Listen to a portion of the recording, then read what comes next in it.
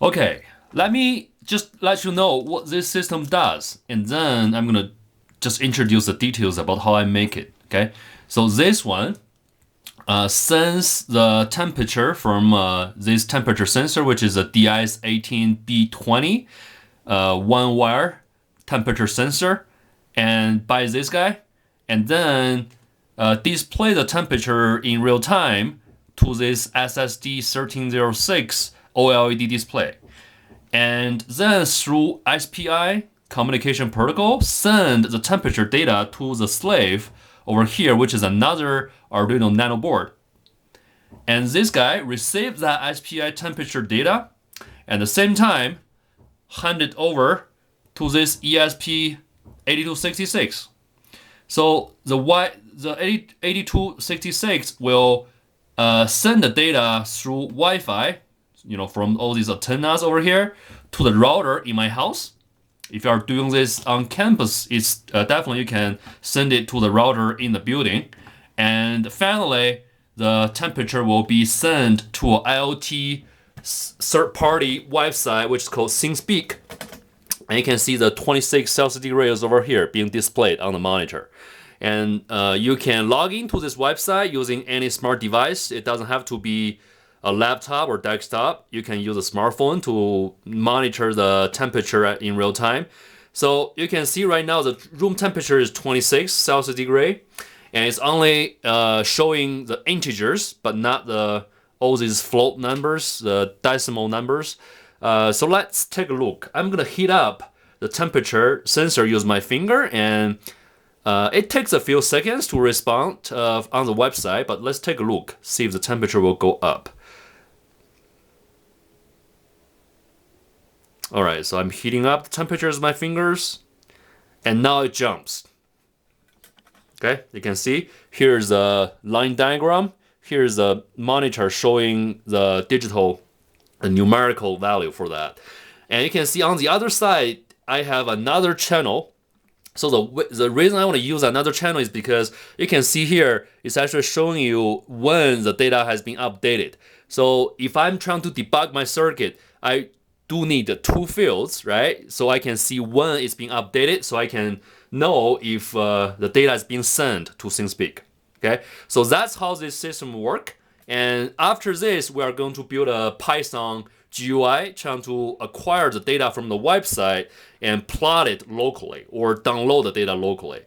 That's the entire project. But let me just go back. Let's come back to this system, and there are something you really need to know, and it's kind of important. All right, you must have a question why I'm not using one microcontroller to do everything. For example, one Arduino Nano receive the data from the temperature sensor and using I2C. So the I2C protocol where the pins will be occupied by this guy, and then it's not actually the real I2C. It's a one-wire protocol developed by the Dallas Semiconductor Company. So it's not actually occupying the official I2C. But however, the I2C will be occupied by this OLED display. That's a hardware I2C inside the Arduino Nano. So it's communicating with this display using I2C. And at the same time, I get the data why I'm not using this one to send the data through the ESP module to the website. So I was trying to, but unfortunately, there are some conflict in the interrupts because I found out there are several conflicts. It's going to happen. So the first one is a display function. If you are using the Adafruit class or the library to display something on this module, and then the display class. So if you are using display dot something, so that module has that library has a conflict with your whatever you are going to do over here.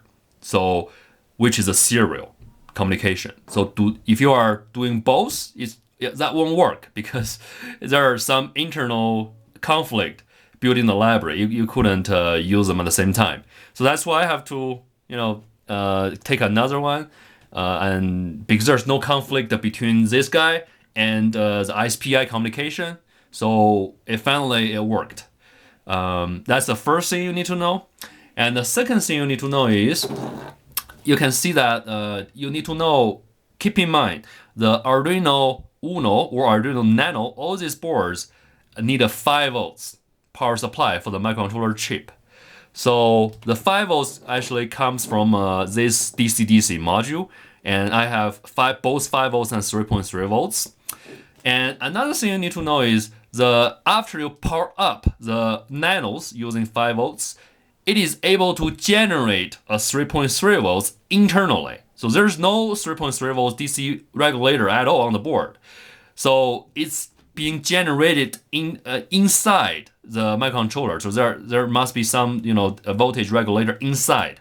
So that one cannot handle the current draw from the ESP. So never use that 3.3 volts available on the board to power up your ESP module. It's gonna burn your Arduino Uno or Nano. Okay, never use that 3.3 volts. So what you need to use is the 3.3 volts power supply from the AMS 1117 3.3 volts regulator on this DC-DC module.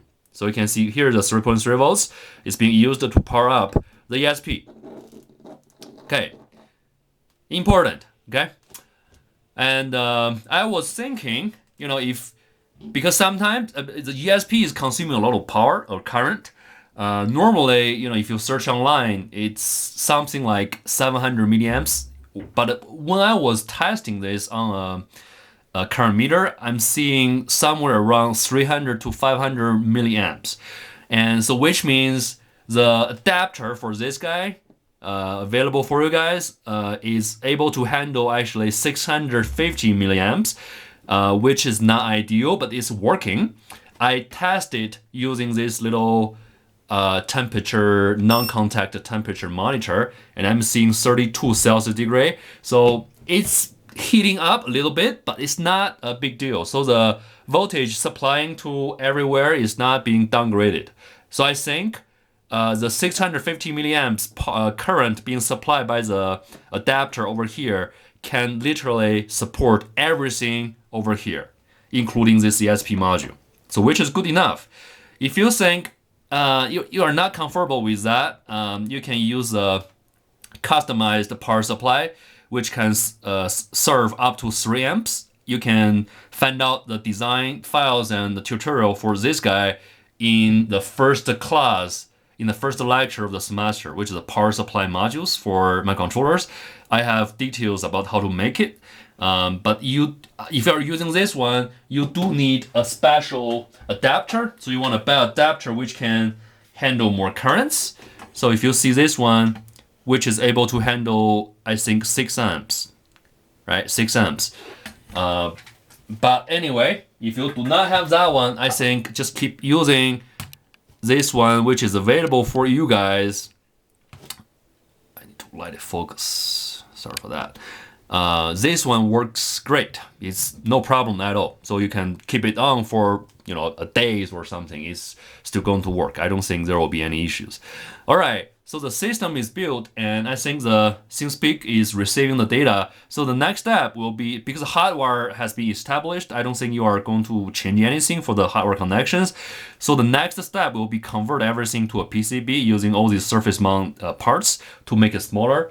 I did make something similar to this early this year, but I'm using Arduino Uno, the deep version, the package MCUs, which will just looks not that modern, okay? Looks not really nice. So hopefully you can convert everything here into a really nice and compact surface mount embedded system on the PCB board. So maybe that can be a product in the future, okay? Hopefully you can repeat this on your side. Thanks for watching.